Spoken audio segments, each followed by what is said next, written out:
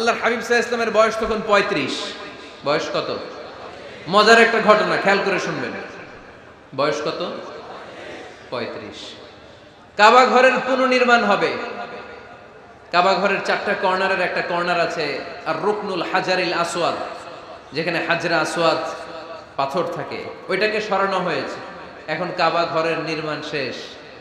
ওই হাজরা আসওয়াদ পাথর নিয়ে এটার কর্নারের মধ্যে সেট করা হবে। কিন্তু কে রাখবে? কারণ হাজরা আসওয়াদ তো যেন তেন পাথর নয়, জান্নাতি পাথর। কিয়ামতের দিন এই পাথরের ভেতরে আল্লাহ একটা জিহ্বা দিবে, দুইটা চোখ দিবে। এই পাথর বলবে, আল্লাহ এই লোকগুলো আমারে চুমু দিয়েছিল, এর উসিলায় আজকে তুমি তার জান্নাতে ঢুকায় দাও। তো এটা অনেক সম্মানিত পাথর, এই পাথরকে বহন করাটাও সম্মানিত। ৪ দলের মক্কার ৪ নেতা বলে, এই সম্মান আমরা হাতছাড়া করতে চাই না, কেউ এই পাথরে হাত দিতে পারবে না। এক নেতা কয়, আমি নিব, আমি নিয়ে এটা কাবা ঘরে রাখবো। দ্বিতীয় নেতা বলে, না, এই পাথর আমি অন্য কাউরে দেব না, এটা অনেক সম্মানের, অনেক প্রেস্টিজিয়াস ইস্যু, আমি এই পাথরটা হাতে নিয়ে কাবা ঘরে রাখবো। তৃতীয় নেতা বলে, না, রক্তের গঙ্গা বইয়ে দেব, কিন্তু এই পাথর কাউরে দেব না। চতুর্থ নেতা বলে, না, আমি নেব। কিলাকিলি আছে না নাই? পাথর কয়টা? নেতা কয়জন? ৪ জন। কিভাবে এই সম্মানিত পাথর নিয়ে সেট করবে? কেউ মীমাংসায় যেতে পারে না। এক মুরব্বী বলে, থাক, আজকের জন্য এখানেই সবার মুলতবি, আগামী দিনে এই মসজিদুল হারামের দরজা দিয়ে প্রথম যে ঢুকবে সে সিদ্ধান্ত দিবে। আল্লাহর মেহেরবানি, এর পরের দিন এই পথ দিয়ে ছুটে এসেছে বিশ্বনবী মুহাম্মদ। সুবহানাল্লাহ পড়বেন না? আল্লাহ পড়েন আওয়াজ করে। কামলিওয়ালা নবী প্রথম আসলেন, সবাই খুশি, জামিন রাদিনা বি। আরে আলামিন আসছে, আলামিন আসছে। সবাই বিশ্বনবীকে বললেন, এই এই ঘটনা। কেউ তো পাথর ছাড়তে চায় না। পাথর হইল একটা, নেতা কয়টা? এখন কে এই পাথর নিয়ে রাখবে? এই নিয়ে মারামারি। আল্লাহর হাবিব সাল্লাল্লাহু আলাইহি ওয়াসাল্লাম বললেন, যাই, হালুম্মা ইলাইয়া সাউবান, একটা কাপড় নিয়ে আসো, আমি এখনই সলিউশন করে দিচ্ছি। সুবহানাল্লাহ নাই? কাপড় নিয়ে আসা হলো। বিশ্বনবী বললেন, কই পাথর? সবাই বলল, এই পাথর। আল্লাহর হাবিব সাল্লাল্লাহু আলাইহি ওয়াসাল্লাম মোবারক হাত দিয়ে পাথরটা তুললেন। ৪ নেতারে বললেন, ও ৪ নেতা, কাপড়ের ৪ কর্নারে তোমরা ধরো। ৪ নেতা কাপড়ের ৪ কর্নারের মধ্যে ধরলো। বিশ্বনবী নিজ হাতে পাথরটা নিয়ে কাপড়ের মাঝখানে রেখে দিলেন। এবার বিশ্বনবী আগে আগে যায়। ৪ নেতারে বললেন, ৪ কর্নার ধরে পাথরটারে নিয়ে আমার পেছনে পেছনে আসো। কাবার কাছে যে বিশ্বনবী আবার নিজ হাতে পাথরটা তুললেন, আবার নিজ হাতে কাবার ভেতরে রেখে দিলেন। পড়েন সুবহানাল্লাহ। সম্মান আসলে ৪ নেতার দিকে যায় নাই, সম্মান গিয়েছে বিশ্বনবীর দিকে। এতক্ষণ কাউরে দিবে না, এখন কেউই ধরতে পারে নাই, তারপরেও খুশি। সুবহানাল্লাহ কইবেন না? প্রথমে যে হাজরে আসওয়াদ পাথর ধরছে কে? বিশ্বনবী। কাপড়ে রাখছে কে? বিশ্বনবী। আবার কাপড় থেকে উঠিয়ে হাজরে আসওয়াদের পাথরটারে কাবার ভেতরে ঢুকাইছে কে? সুবহানাল্লাহ কইবেন না? সব সম্মান গেল বিশ্বনবীর হাতে, সব স্টেটাস গেল বিশ্বনবীর হাতে। ৪ নেতা কাপড়ের কিনারা ধইরাই খুশি। এইটাই বলে নেতৃত্বের গুণাবলী। চিল্লায় বলো ঠিক কিনা? কনফ্লিক্ট রিজলভিং অ্যাবিলিটি, বিরোধ নিষ্পত্তি করার কোয়ালিটি থাকা চাই, তবেই তিনি নেতা। কি কারিশমা দেখছেন? What a charismatic leader.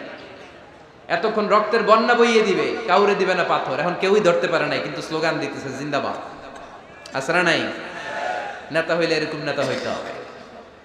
মদিনাতে আউস আর খাজরাজ গোত্রের যুদ্ধ ১২০ বছরে।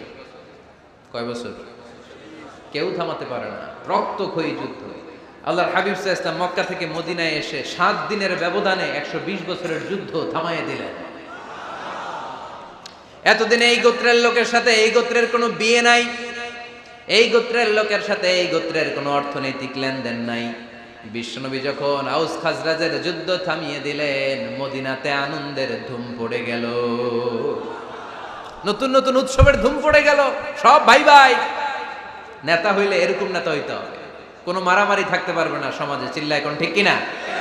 নেতা আসলেই সমাধান, নেতা আসলেই। সহিহ বুখারীতে একটা কিতাব আছে, কিতাবুস সুলহ, মীমাংসার অধ্যায়। একটা বাব আছে, বাবু কওলিল ইমামি লি আসহাবিহি ইযহাবু বিনা নুসলিহ বাইনাহুম।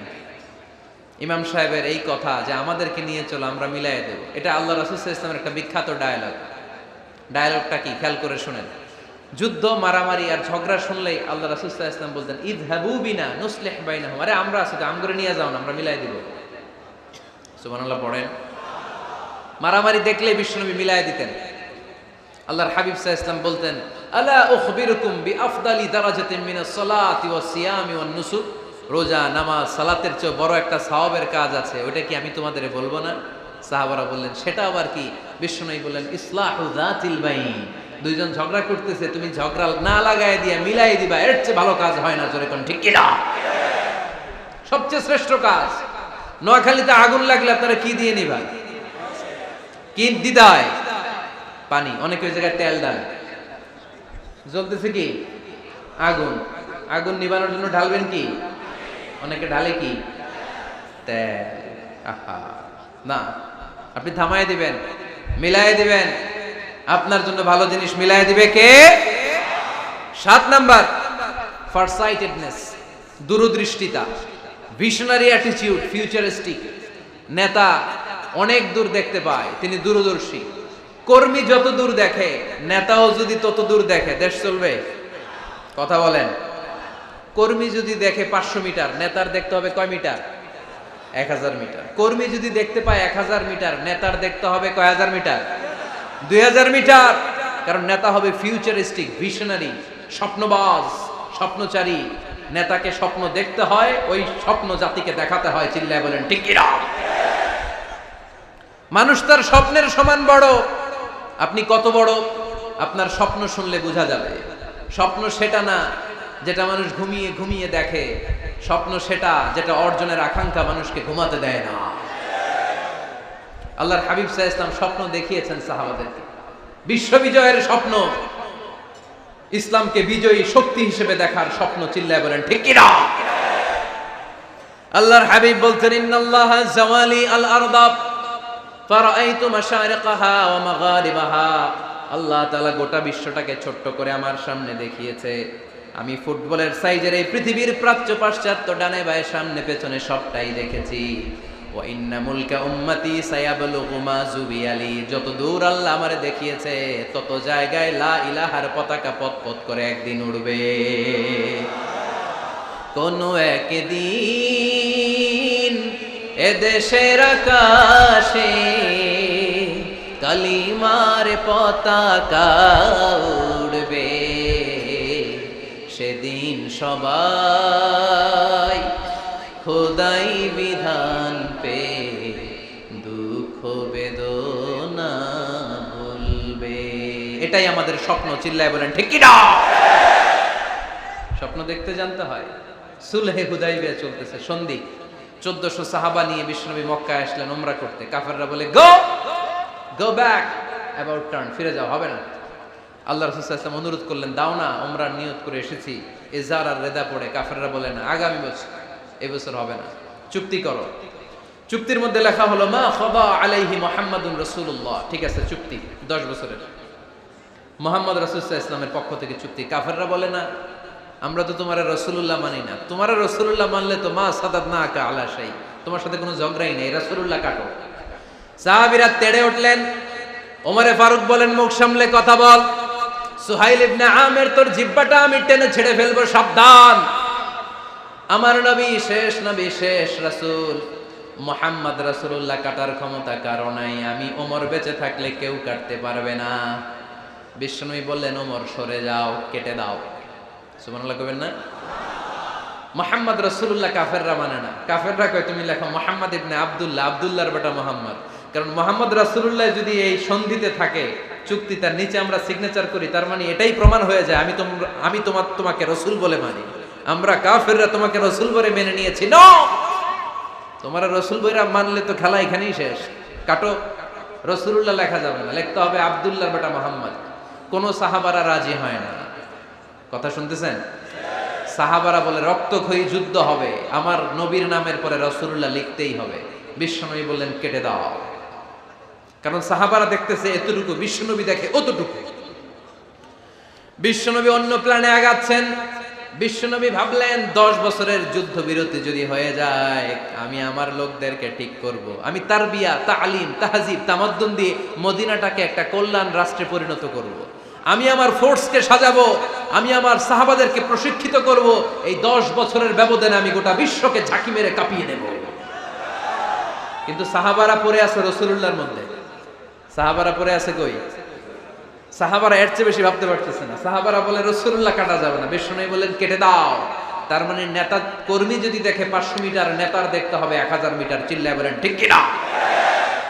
নেতার 9 নাম্বার গুণাবলী, a leader should be very strategic. নেতাকে কৌশলী হতে হয়। কৌশল না জানলে উনি নেতা হতে পারে? বলেন। ডিপ্লোম্যাটিক কোয়ালিটি, কূটনীতি যদি না জানা থাকে নেতা হইতে পারবে? আল্লাহর হাবিব সাল্লাল্লাহু আলাইহি ওয়াসাল্লামের মতো বড় কূটনীতিবিদ পৃথিবী দেখেছে? কথা কর না কেন? দেখেন কি ধরনের স্ট্র্যাটেজি আমার নবী ফলো করতেন। আমার নবী যদি যুদ্ধ করতে কোথাও যেতেন, অ্যাটাক করবেন ডান দিকে, অ্যাটাক করবেন কোন দিকে? খায়বার অ্যাটাক করবেন, খায়বার ডানে। বিষ্ণুনবী বের হতেন মদিনার বাম দিক দিয়ে। যাবেন কই? ডানে। আওয়াজ করে বলেন যাবে কই? কিন্তু মদিনা থেকে বের হইতেন কোন দিক দিয়ে? বাম দিক দিয়ে। লোকেশন আর ডাইরেকশন কখনো কারোর সাথে শেয়ার করতেন না। উনি কই যাচ্ছে কেউ বুঝতো না। বাম দিক দিয়ে বের হয়ে অনেক ঘুরে তারপরে ডান দিকে যেতেন। সুবহানাল্লাহ পড়বেন না? অ্যাটাক করার সময় 3টা অপশন দিতেন, choose any of the options.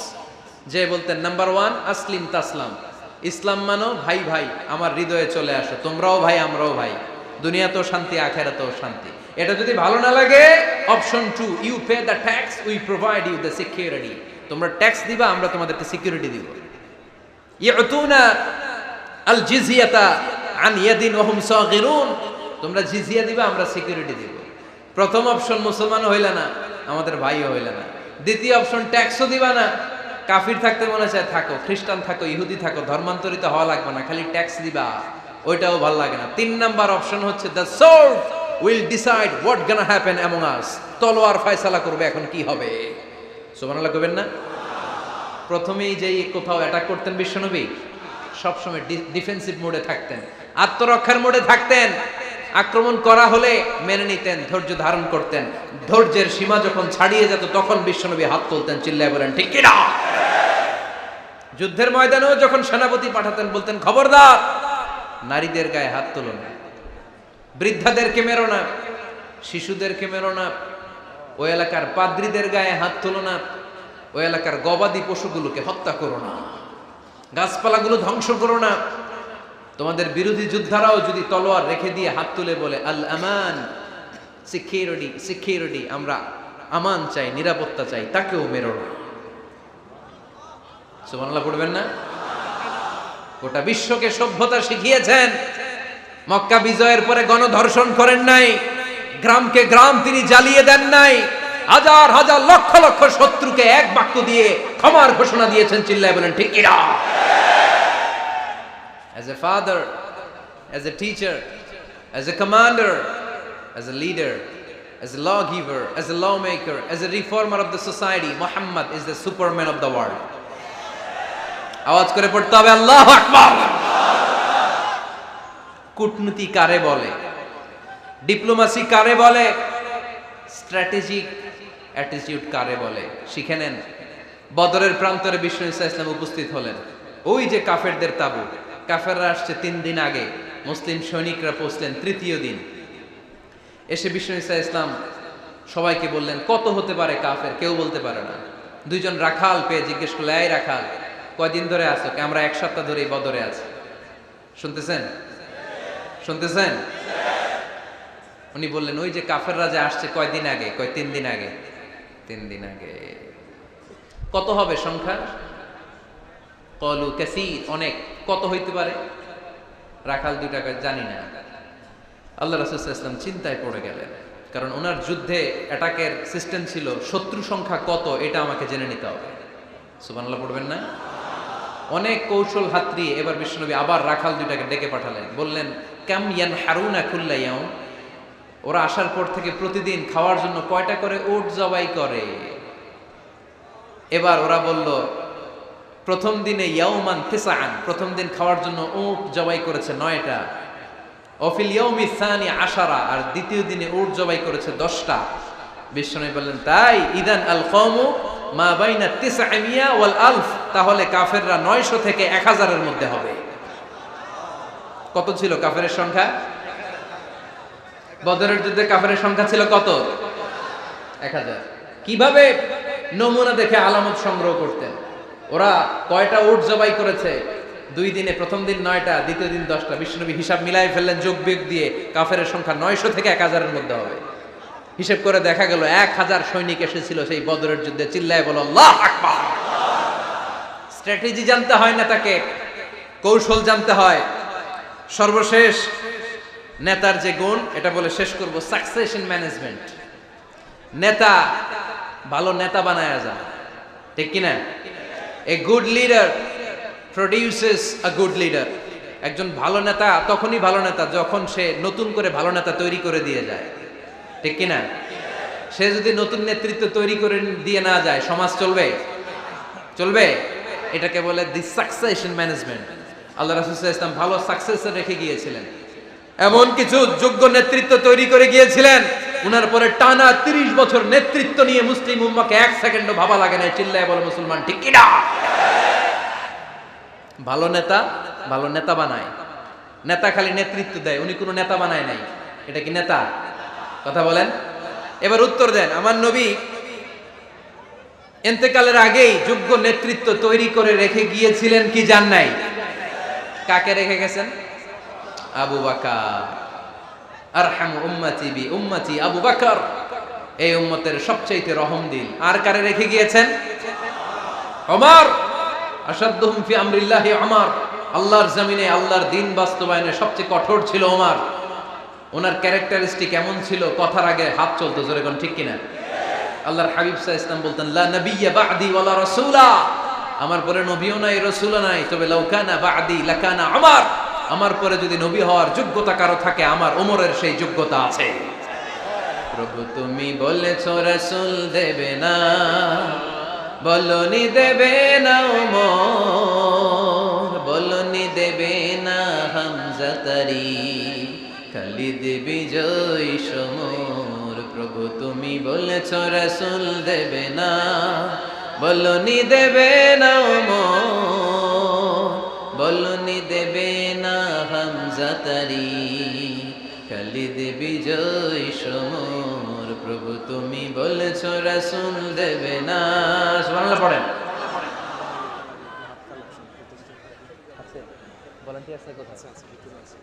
এই উঠতেছেন কেন? হ্যাঁ, উঠলেন কেন? এই 2 ঘন্টা ওয়াজ শোনার পরে শেষ বেলায় আপনারা উঠে যাবেন না? বিশৃঙ্খলা আমি দেখতে চাই না। একটা লোক প্যান্ডেলে আওয়াজও করবে না, উঠতেও পারবে না। আমার নবী নিজেও ছিলেন শ্রেষ্ঠ নেতা, রেখেও গিয়েছেন শ্রেষ্ঠ নেতা। চিল্লায় বলেন ঠিক কিনা? সাইয়েদনা আবু বকর, সাইয়েদনা ওমর ফারুক, উসমান যুন্নুরাইন, আলী রাদিয়াল্লাহু তাআলা আনহু যোগ্য নেতৃত্ব হাতে কলমে প্রশিক্ষিত করে ওনাদেরকে রেখে গিয়েছেন। তাই মুসলিম উম্মার নেতৃত্বের সংকটে পড়া লাগে নাই। জোরে কোন ঠিক কিনা? জি। তো এইজন্য আমরা চাই আমাদের একটা সেন্ট্রাল লিডারশিপ থাকুক, কেন্দ্রীয় নেতৃত্ব, যেই নেতাদের নেতৃত্বে আমরা সামনের দিকে যাব। যে 10টা পয়েন্টস আমরা শুনলাম, আমাদের সব নেতাদের এই গুণগুলো থাকার দরকার আছে না নাই? এই গুণগুলো আমলে নিয়ে মুসলিম উম্মার এই নেতৃত্বের সংকট যেন আমরা কাটিয়ে তুলতে পারি। আল্লাহ তুমি তৌফিক দান করো, আমরা পড়ি আমিন। এখানে বিশাল একটা প্রতিষ্ঠান আছে। এই বিশাল প্রোগ্রাম থেকে শুরু করে অনেক খরচ ওনাদের হয়েছে। স্বেচ্ছাসেবক ভাইয়েরা তাদের সময় মাত্র 2 মিনিট। এই 2 মিনিটে প্যাকেট নিয়ে আপনাদের সামনে যাবে। যার যতটুকু সুযোগ হয়, আমরা কেউ বাদ যাব না। এই প্রোগ্রামের জন্য এবং এই বিশাল মাদ্রাসার জন্য আমরা মুক্ত হস্তে দান করে যাব। এই উঠতেছেন কেন? উঠলেন কারা কারা? এদিকে তাকান, যারা উঠছেন এদিকে তাকান, দেখি তাকান তাকান। আমরা দোয়া ছাড়া কেউ যাব না। যাবেন? ভদ্র, নোয়াখালীর ছেলেরা অনেক ভদ্র। বসেন। সুন্দর সুন্দর ঘোষণা আছে কয়েকটা, সুন্দর সুন্দর ঘোষণা। এতক্ষণ তো প্লে কার্ড দেখাইছো, উই লাভ আজহারি। এখন উঠলে হবে? কতটুকু লাভ করো আজহারিরা দেখবো। বসো, একটা উঠতে পারবো না। আমার ভাই রফিকুল্লাহ আফসারি ভাইয়ের অসাধারণ কিছু বই আছে, অনেকে খুঁজে কোত্থেকে পাবে। আজকে এখানে আছে, যাদের দরকার আপনারা নিয়ে যাবেন। আমি নিজেও ওনার একজন ভক্ত, ওনার লেখার ভক্ত। আমি নিজেও ওনার লেখার পাঠক। অসাধারণ লিখেন। কি যেন একটা দেখলাম, নানা আলেম নানা মতে, আমি যাব কোন পথে? আলেমরা নানান মতে, পাবলিক যাবে কোন পথে? তো সুন্দর সুন্দর বই আছে, এগুলো আপনারা নিয়ে যাবেন। স্টেজে উপস্থিত আছেন নোয়াখালী জেলার এডিশনাল এসপি, কই উনি? আপনি? মাশাআল্লাহ মাশাআল্লাহ, কাজী মোহাম্মদ আব্দুর রহিম ভাই না? আলহামদুলিল্লাহ, আপনাদের এই জেলার এডিশনাল এসপি সাহেব আছেন। আমি ওনাদেরকে ধন্যবাদ জানাই যে এত ব্যস্ত মানুষ আমি জানি, তারপরেও ওনারা এই প্রোগ্রামে উপস্থিত হয়েছেন, অনেক শুকরিয়া জানাই। কোম্পানিগঞ্জ উপজেলার ওসি সাহেব আছেন জনাব আরিফুর রহমান ভাই, সাবেক উপজেলা চেয়ারম্যান মিজানুর রহমান বাদল ভাই, আমার নামে নাম